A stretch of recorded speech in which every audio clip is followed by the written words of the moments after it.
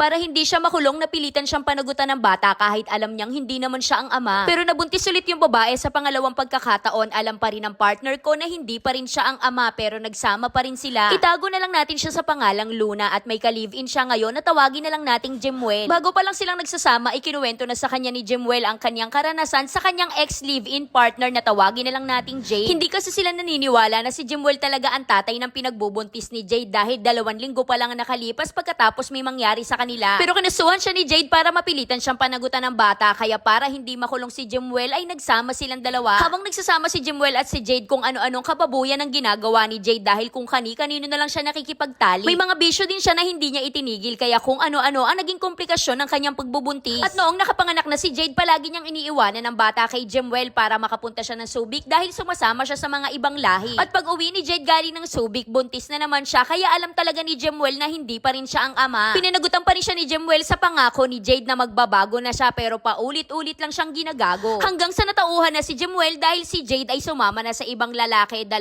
taon na silang hiwalay bago niya pa nakilala si Luna. Hanggang sa nagsama na si Luna at si Jemuel pero palagi pa rin siyang inaaway ni Jade at sinasabihan ng kung ano-ano na hindi naman pinapansin ni Luna dahil ang importante sa kanya ay tanggap siya ng pamilya ni Jemuel at tanggap din si Jemuel ng pamilya ni Luna. Hanggang sa ngayon na magdadalawang taon na rin ang anak nila ni Luna pero hindi pa rin siya tinitigilan ni Jade. Ayaw niya sanang patulan si Jade pero dumating ang araw na napuno na si Luna dahil pati ang anak nila ni Jemuel ay dinadamay na. Sinabihan niya si Jade na wag mong idamay ang anak ko dahil wala ka maipagmamalaki sa akin dahil yung anak mo baka hindi naman si Jemuel ang ama. Hindi inaasahan ni Luna sa mga salitang binitawan niya mas papanigan pala ng pamilya ni Jemuel si Jade. Samantalang si Jemuel naman ang nagkwento sa kanya na hindi niya totoong anak ang mga anak ni Jade pati na rin ang pamilya ni Jemuel. Kaya ngayon ay naguguluhan si Luna kung ipagpapatuloy niya pa ba ang pakikisama kay Jemuel ganun na ayaw na sa kanya ng pamilya.